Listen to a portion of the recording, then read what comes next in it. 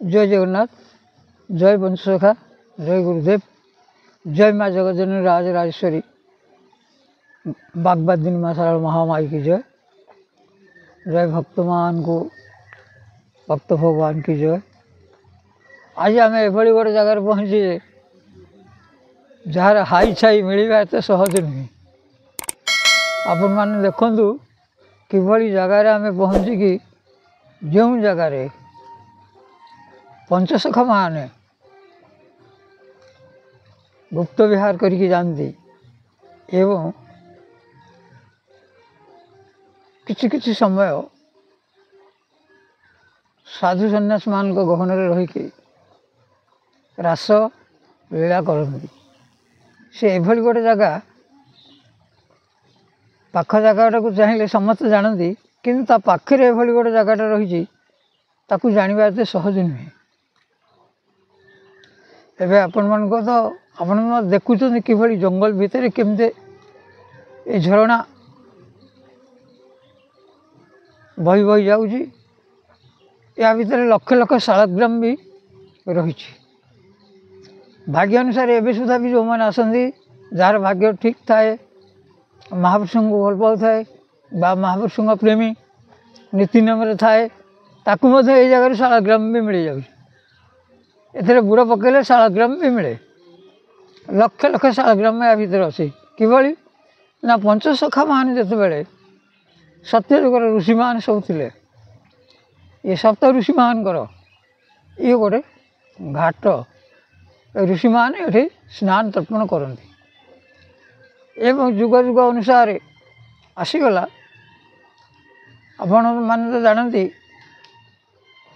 जो भाई आगुरी खंडगिरी थी सब गुंफा, खंडगिरी बाजी मैंने साधु सन्यासी मैंने सन्त मैंने अच्छा शह शह वर्षर से भाई ये सन्त मैंने भी विचरण करती। समय अनुसार क्या भाग्य थाए किए भी देखी थाए भेट पड़ जाए। यही जगह ये स्वतंत्र गोटे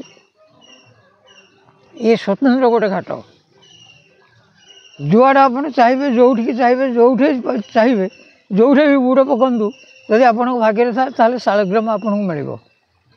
ये कह गले शालग्राम घाट कहले अत्युक्ति हम ना। सप्तऋषि घाट, शालग्राम घाट बा सन्थ मान घाट ये गोटे अजना जगह। आज से आम बसिकी से अजना घाट भितर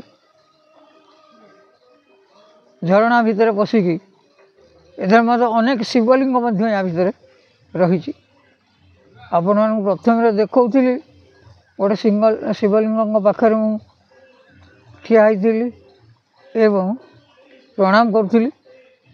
से आप देखिपारे ये सब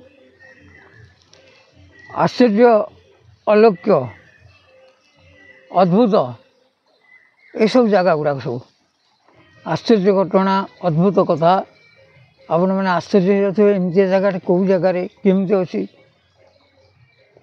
समय आसिले जगह ना खोल आपण मैंने आसीपारे से समय को अपेक्षा करूँ। से समय है जिते महापुरुष मान निर्देश देवे अनेक कार्यकलाप यही पाखापाखि सब होगा जीव। जिते महापुरुष मानकर आदेश हम प्रभुंर आदेश हम से पुणी जगह को पॉइंट करके आपण मानू चिन्ह दिज्व आ कौ बाट केमती आसवे ताहा बतई दिज्व। यहाँ केवल गोटे आम आनुषंगिक भाव कहीदे पलाऊँ। आगू को समय अच्छी यार ना आ प्रचार प्रसार आप जापर समय अनुसार आप व्यस्त हूँ। आप आश्चर्य होते आ व्यस्त होते आम के पहुँचीजु किंतु आप समय को अपेक्षा करूँ। प्रभुंर निर्देश अनुसार पंचसखा निर्देश अनुसार ये सब कम आम कर जाऊ मन इच्छा नुहे विधि ये कथा अनुसार। तेणु आम जो प्रोसेस रे गति करके जाऊँ जो धारा रे आपण माने रुहतु देखु ସମୟ ଅନୁସାରେ ସବୁ ଆପଣ ଜାଣିପାରିବେ, ଆସିପାରିବେ, ଦେଖିପାରିବେ। ଆମେ ଆଜି ଆସିଛୁ, ଆପଣ କାଲିକି ବି ଆସିପାରିବେ ଯଦି ପ୍ରଭୁଙ୍କର ଇଚ୍ଛା ଥାଏ। ପ୍ରକାଶ ହେଇଗଲେ ଜାଗାର ନାଁ ଆପଣମାନେ ଇଜିଲି ଆସିପାରିବେ, କୌଣସି ଅସୁବିଧା ନାହିଁ। ଯାହା ହଉ ବଡ଼ ସୌଭାଗ୍ୟ ଦିନ ଆଜି ଆପଣମାନେ ଗୋଟେ ନୂଆ ଜାଗା ଦେଖିଲେ। ଏଠି ଅନେକ ଶିବଲିଙ୍ଗ ଝରଣା ଭିତରେ, ଝରଣା କୂଳରେ, ଆଉ ଲକ୍ଷ ଲକ୍ଷ ଶାଳଗ୍ରାମର ଏ ଘାଟ, ଶାଳଗ୍ରାମ ଘାଟ କହିଲେ ଅତ୍ୟୁକ୍ତି ହେବନି, ଆଉ ଲିଙ୍ଗେଶ୍ୱର ଘାଟ କହିଲେ ଅତ୍ୟୁକ୍ତି ହେବନି, ଆଉ ଋଷିଶ୍ୱର ଘାଟ କହିଲେ ବି ଅତ୍ୟୁକ୍ତି ହେବନି।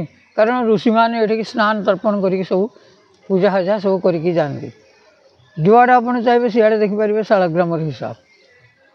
ତେଣୁ ଶାଳେଶ୍ୱର, ଜଳେଶ୍ୱର, ଆଉ ପର୍ବତେଶ୍ୱର, ପାଷାଣେଶ୍ୱର, ଏଇଭଳି ସପ୍ତଲିଙ୍ଗ ଏଠି ପ୍ରତିଷ୍ଠିତ ଥିଲେ ଏବଂ ଆଗକୁ ସେଇଭଳି କାର୍ଯ୍ୟକ୍ରମ ହେବ। ସେ ମଧ୍ୟ ଉଦ୍ଧାର ହେବେ। ସମୟକୁ ଅପେକ୍ଷା କରନ୍ତୁ।